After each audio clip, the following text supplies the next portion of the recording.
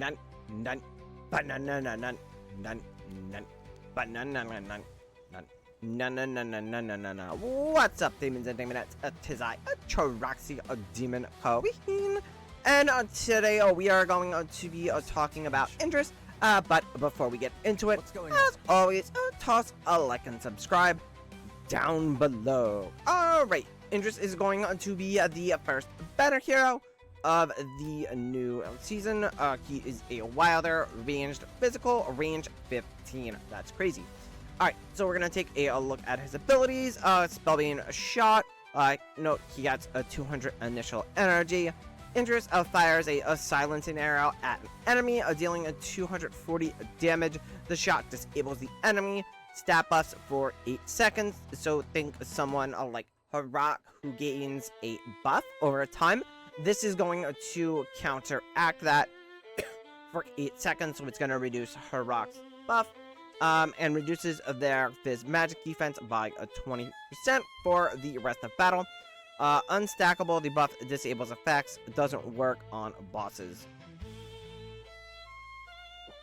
Right, so it doesn't work on bosses. Now, I don't, the buff disabling, okay, effect doesn't work on bosses. So the debuff works on bosses. So, potential use for a Ravaged Realm later on at the end of the season. When Indris fires a silencing arrow at a target with exposed weakness, he deals extra 2 damage equal to 20% of the target's max HP. The true damage cannot exceed 500%. You'll get this pretty much right off the bat anyway, because we're at the point where we just get this anyway, being at 240. Passive, when the enemy is affected by at least 3 different stat reduction debuffs from Indris or his allies, the enemy's weakness is exposed. Indris's normal attack deals 60 extra 2 damage to enemies with exposed weakness. This figure can trigger once every 4 seconds. In addition, Indris's normal attack fires 3 arrows, each dealing 160 damage. And then the third damage, it deals less if it hits the same target over. Indris knocks back all enemies within 2 tiles, pushing them out of the area near him. He then casts a binding spell on the nearest enemy, dealing 170 and immobilizing them for 5 seconds. This just increases his attack, and then he has higher attack against exposed weakness. Wind Piercer, each time Indris triggers the exposed weakness damage bonus, he increases his attack speed by 40 for 6 seconds, unstackable. Here, normal attacks reduce the target's Fizz defense by 20% for 6 seconds. After hitting the target with Arcane Binding, Indris normal attacks can trigger the exposed weakness damage bonus without cooldown for 5 seconds. Alright, so let's talk about him a bit. So here we have a stage. Obviously, we'll look at the stage. Probably like a standard unit here that we're going to see a lot in push.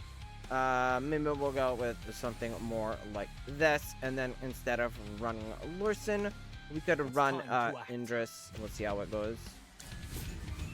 Nah, healers are overrated anyway. But let's see how it goes, and then we can take a look at his damage. We probably needed to manual there. So yeah, maybe we did need a healer. Oh, I wanted to look at the log. So we'll do that in a second once we lose. So you can see his damage here. I mean, yeah, he does okay-ish damage. I mean, probably not the best stage. More of a wall stage, so it's more of a mechanic stage. This is the type of stage I would rather use a Kulu on. But again, we could just throw the Lursen here, and then we'll just auto it and just let it go. So I didn't think it was all that great for stages. Yeah, so I don't have any stages really saved because I didn't really use them for stages because he's not really a control character. So yeah, we don't really need him for stages, right? He's not like a Harak type. He's not a Talion type. he's not, you know, a control type, which are the kind of like the three main factors that we need for stages, right? The execute or control. Alright, so let's go ahead. We'll take a look at a Dream Realm. A physical, you know, it was not great. It was worse than... Now, I didn't have everybody's Enhanced Force up yet. So, what we can do is we can try it now. Oh, it's a bad try because, so we'll just... because I'm higher level now, so I'm always going to do more damage. But we'll just compare. If we look at here... Right, so Kulu was in the same unit without Enhanced Force, and Faramore was here in the same unit with nobody with Enhanced Force. Actually, Kulu and Indris have their Enhanced Force, and they still did less damage than the Faramore team. And then when I bumped up the Faramore team, I bumped up everybody's, you know, we did a 383, but the Kulu team only did a 325. Now, reducing the magic defense might help out a little bit, but we already have the likes of the Arena here. So I can't imagine it doing that much better, even with the Enhanced Force. It would probably follow someone here in a line, what we were seeing with Kulu, because as we could infer, that Kulu did better. So if we look at his damage line, his damage just isn't quite there. If we go back here and we look at our Faramore squad, right, Faramore easily does like double the damage he does. So Faramore definitely the better option, at least on a Plague Creeper. He could come in a use on something like a Thalassa, because a Thalassa is a ranged heavy boss. And we would get to test her later. Wouldn't probably be usable on a Beetle. May have some... Well, no, it's a permanent debuff, so he wouldn't be usable on Nocturne Adjudicator, because we need temp debuffs. We don't know about the Ice Guy. He's going to be new, the father from the storyline. He's one of the new bosses. Yeah, so we'll have to get through the cycle. I don't seeing him as being a factor in Dream Realm. So not really good for first stages, not really a good for Dream Realm. You can extrapolate that to other PvE modes if you need be. For PvP, I didn't really use him in Arena. Didn't really get a chance to test him here. I was too busy testing Kulu, because obviously we want to test the Hypogean more. I did test him in Supreme Arena just so we could get a look at him from a PvP standpoint, and he does do a fairly decent damage here. He is good in the control team with the Wilder tile, I guess because he does have high attack and we are shredding through enemies. Then he does have some of those pushback effects and immobilization effects, which can help out in PvP.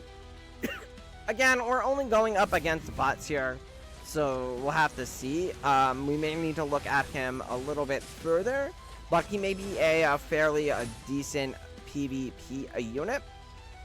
As you can see, he out-damaged Bonnie, and they made a good combo, and we ran a semi-control type team here to kill those bots. And normally I'd run something with like Arden in there and maybe Elsa.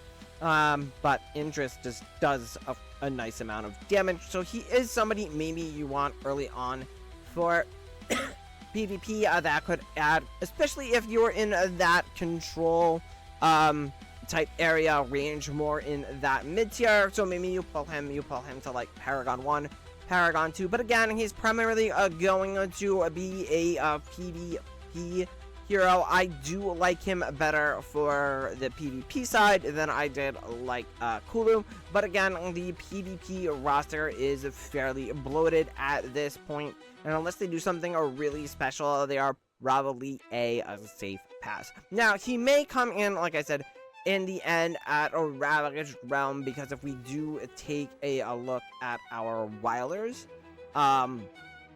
if we look at who we have Lorson. We don't really have that big debuffer here, right?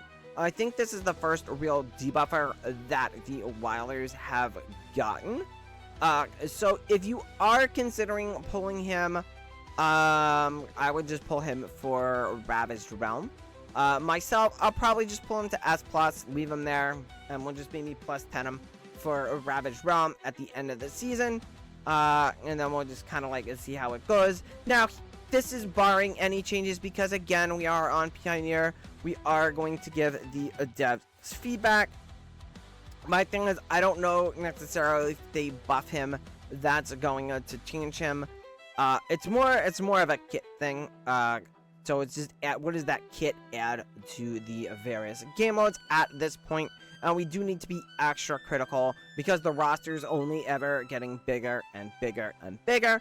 At this point, we've had we got 10 new heroes in Song, we got 10 new heroes in Waves, and we got 12 new heroes. That's 32 new heroes in the game since launch. So the roster at this point has essentially almost doubled. We have a 70. At the end of this season, the roster will have doubled since the original roster was released.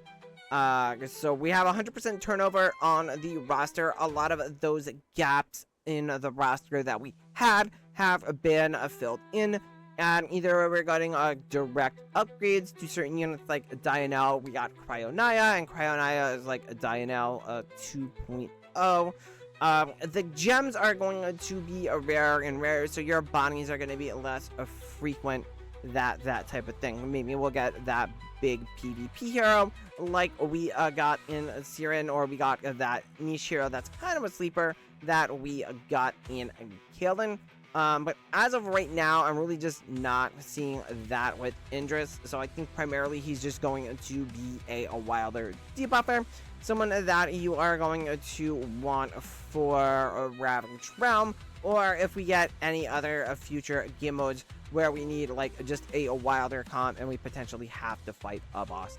Anyway, that's going to be it for this one, and I will catch you in the next one. Bye!